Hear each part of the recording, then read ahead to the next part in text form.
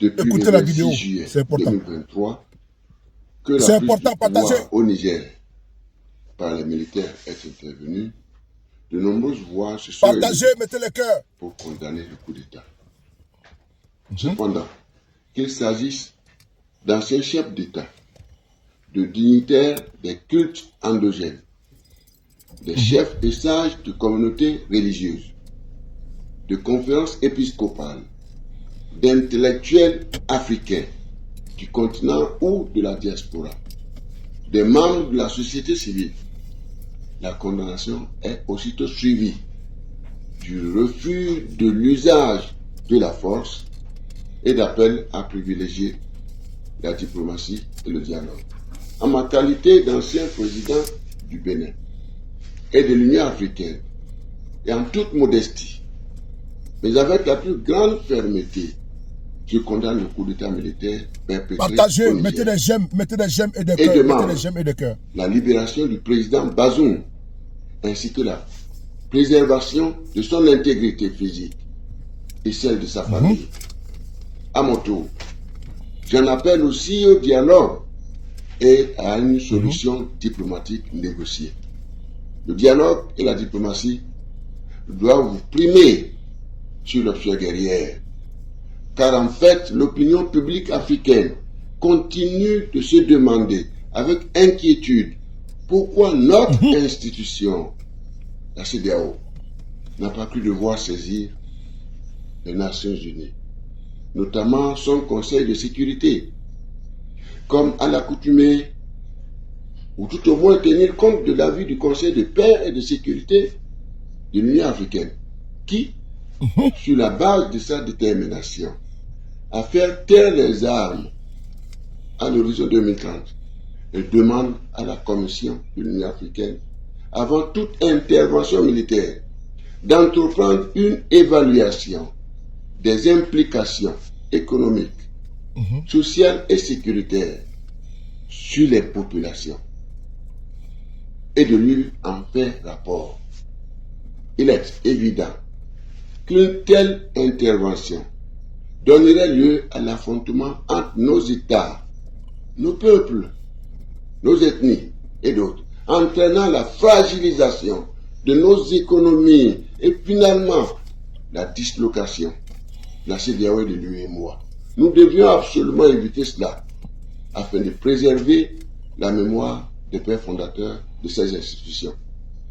Il est grand temps de rendre réelle la volonté des pères fondateurs de l'Organisation de l'Unité africaine, notamment du président Kwame Nkrumah, dont le rêve a été la réalisation de l'unité du continent, de notre.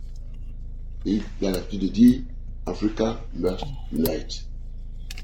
En outre, je constate avec beaucoup d'amertume et de stupéfaction que ces appels sont demeurés lettres mortes et une espèce d'épée de Damoclès reste suspendue sur les paisibles et vaillantes populations du Niger. Les frontières demeurent fermées, contraignant le peuple frère du Niger et d'autres peuples du monde à une famine de plus en plus certaine et probablement à des réfugiés. Que les responsables africains, à tous les niveaux, et singulièrement les chefs d'État de la CEDEAO, se souviennent que ce fut en 1885, à la conférence de Berlin, que l'Afrique, notre cher continent, a été partagée. Et ce fut dans une résistance farouche que l'Europe colonisatrice est arrivée à bout de nos héros tels que Almani, Samori Touré, Bioguera, Kaba et Béhanzin et d'autres, imposant alors les frontières actuelles. Je souhaite, pour des raisons humanitaires, avec toute la solennité requise, l'ouverture de toutes les frontières fermées. Aujourd'hui, ainsi que la levée des sanctions économiques, monétaires et financières, qui ciblent directement, je dis bien directement, nos peuples fragilisés et innocents dans cette affaire.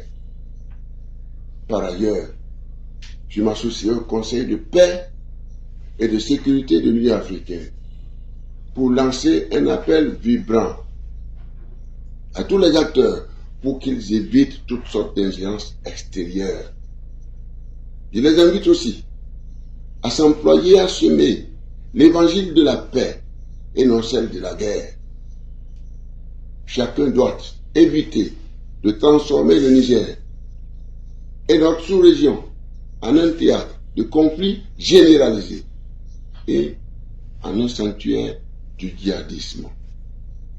Enfin, je demeure persuadé que le moment est venu pour faire nôtre les principes fondamentaux de la Charte africaine de la démocratie, des élections et de la gouvernance de l'Union africaine afin d'aboutir à la surveillance multilatérale de la gouvernance des affaires des États membres de notre communauté.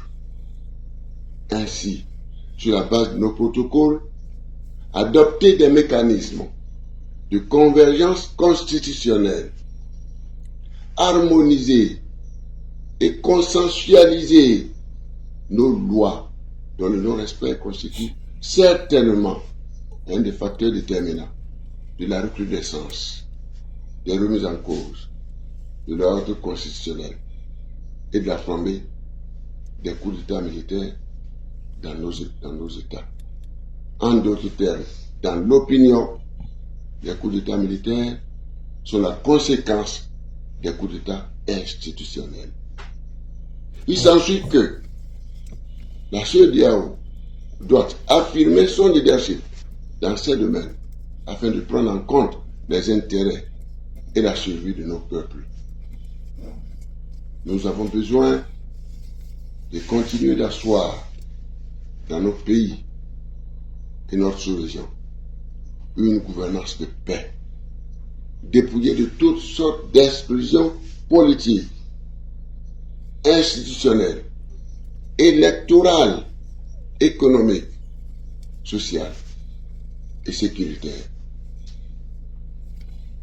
Que Dieu bénisse la communauté économique des États de l'Afrique de l'Ouest et l'Afrique unie. Je vous remercie. Que Dieu vous bénisse, Monsieur le Président. Que Dieu bénisse le président Yahi Boni. Que Dieu bénisse les sages. Que Dieu bénisse le président Yahi Boni. Voici la parole d'un sage. Ce monsieur qui vient de parler n'est plus à présenter. C'est l'ancien président du Bénin, Thomas Yahi Boni. Frères et sœurs, Amadou honorable, standing ovation. Ce monsieur, cette personnalité, Yahi Boni, avant de continuer, je vous demande une chose, de mettre des j'aime et des cœurs. Mettez des j'aime. Je vous ai toujours dit que vous êtes mon soutien, vous êtes mon carburant. Vous devez toujours mettre des j'aime et des cœurs. La guerre de communication ne peut se gagner sans vous, sans votre contribution significative. Les j'aime et des cœurs et le partage. Et Yahi Boni, il pourrait faire un troisième mandat au Bénin. Yahi Boni. Il a respecté la constitution de son pays. Il n'a pas fait comme Alassane Ouattara pour se tailler une constitution sur mesure. Pour ne pas dire interpréter la constitution, n'est-ce pas, à sa manière. Et faire un troisième mandat anticonstitutionnel illégal. Pour ne pas dire un coup d'État mortifère. Où il y a eu, n'est-ce pas, plusieurs dizaines de morts en Côte d'Ivoire. Yahi Boni a préféré, comment dirais-je, soutenir son poulain, Zenzou, l'ancien premier ministre. Mais il a été battu dans les urnes par Patrice Talon. Il a reconnu et il est parti tranquillement. C'est ça l'Afrique veut, l'alternance. Mon avis aujourd'hui, comment Talon a mis, n'est-ce pas, le Gabon. Ici, la sagesse a parlé. C'est quand même scandaleux. C'est scandaleux de voir des sanctions inhumaines, comment dirais-je, honteuses et scandaleuses contre le peuple du Niger. L'épée Damoclès est sur le peuple du Niger. Sanctionner le peuple du Niger. Vous voyez, aujourd'hui, nous sommes le 30 août. Il y a un coup d'État. Il y a un coup d'État. Où? Au Gabon. Mais allez-y voir le langage des communicants, des médias internationaux. Il ne parle pas de... C'est la garde républicaine qui a fait le coup d'État au Niger. Bazoum a été il est en résidence surveillé, mais il appelle otage. Ali Bongo même a fait vidéo aujourd'hui pour dire que lui là, ils l'ont pris en otage. Ali Bongo a fait vidéo et il appelle au secours. Mais personne ne parle. Et comme par hasard, il s'appuie toi sur le sort de Bazoum, mais le sort de Bongo ne lui dit rien. C'est du 2 pour 2 monsieur également. Et donc, il qualifie le coup d'État au Niger, les personnes qui sont derrière des putschistes. Et ce qui se passe au Gabon, il parle de révolution du palais. C'est la garde républicaine qui a arrêté, comment dirais-je, Bazoum au Niger. C'est également la même garde républicaine qui a arrêté, comment dirais-je, Ali Bongo et sa famille, enfants, tout le monde au Gabon. C'est la même chose, hein. Mais il veut nous faire comprendre qu'au nom de la démocratie, il faut que Ali Bongo et comment dirais-je, Bazoum soient rétablis. Mais il faut demander également qu'en ce moment que Omar Bongo soit rétabli. Non. Vous voyez, c'est ça que nous avons compris. Et qu'il ne peut pas nous manipuler, il ne peut pas tromper la masse. L'Afrique a déjà compris. Aller jusqu'à sanctionner le peuple du Niger, fermer les frontières, interdire, n'est-ce pas, les vivres d'entrée. Même les médicaments ne peuvent pas rentrer au Niger. Quelle cruauté. Alors, il a parlé. Il a parlé en tant qu'ancien président de l'Union africaine. Il a demandé que la CEDEAO doit également prendre, comment dirais-je, l'avis du Conseil de sécurité de l'ONU. Ce qui n'a pas été fait. Il y a quelque chose qui se cache, que vous voyez maintenant. Ils n'ont pas demandé l'avis du Conseil de sécurité de l'ONU, comme ils le faisaient avant. Ils ont demandé l'avis du Conseil de paix et de sécurité de l'Union africaine. On a vu leur avis. Vous avez vu, ils ont demandé qu'ils vont faire des évaluations. Est-ce que vous avez vu qu'ils sont prononcés sur l'avis du Conseil de sécurité de l'Union africaine? Non, ben, ça ne leur plaît pas. Parce que la commission de l'Union africaine, le Conseil de paix et de sécurité de l'Union africaine a touché dans leur communiqué. Ils n'ont pas été va en guerre. Frères et sœurs, ce que Yahi Boni vient de dire, c'est un ancien chef d'État qui parle. Il parle comme a parlé l'ancien président du Nigeria, Olusegun Obasanjo. Il a parlé haut et fort. Les anciens présidents parlent. Ils haussent le ton, ils haussent la voix. Les intellectuels parlent. L'Afrique parle. Parce que les 2 poids 2 mesures, avec le président même de l'Union africaine, qu'on appelle Azali, le président du Comore, mais c'est un putschiste. Il a fait un coup d'État. Il a fait un coup d'État pour être au pouvoir. C'est ces mêmes personnes qui aujourd'hui condamnent les coups d'État à travers l'Afrique. Mais les coups d'État sont, n'est-ce pas, les conséquences d'un manque, n'est-ce pas, de démocratie, d'un manque d'état de droit et des tripatouilles de constitution, des confiscations de pouvoir. Quand des chefs d'État braquent un pouvoir d'État en Côte d'Ivoire, au Sénégal, et ces chefs d'État utilisent ce pouvoir-là pour traquer, pour intimider, pour menacer, pour condamner les opposants, comme le cas de Ousmane Sonko au Sénégal, comme le cas de Guillaume Soro en Côte d'Ivoire, comme le cas de Pierre Babou Laurent en Côte d'Ivoire, comme le cas de Rekia Amadougou au Bénin, comme le cas de Joël Aïvo au Bénin. C'est ça qu'il s'agit.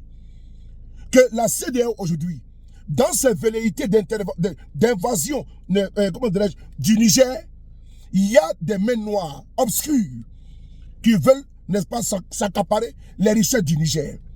Frères et sœurs, peuple africain, restons toujours vent debout derrière le peuple du Niger. Comme un seul homme, on doit partout, dans toutes les capitales, on doit faire bloc, on doit faire corps derrière le peuple du Niger. Oui, aucune invasion, n'est-ce pas, du Niger ne sera faite ici. Impossible. Aucune invasion. Ils ont fini de disloquer la Libye. Ils ont fini de mettre la Libye en feu et à sang. Ils veulent venir encore dévaster le Niger au nom d'une seule démocratie. Non, la démocratie servie par eux, nous n'en voulons pas. Soutien total au peuple du Niger. À bas la CEDEAO. À bas. À bas Draman Ouattara. À bas. À bas Macky Sall. À bas. À bas Patrice Talon. À bas. À bas Mbalo. À bas. À bas Azali du Comore. À bas.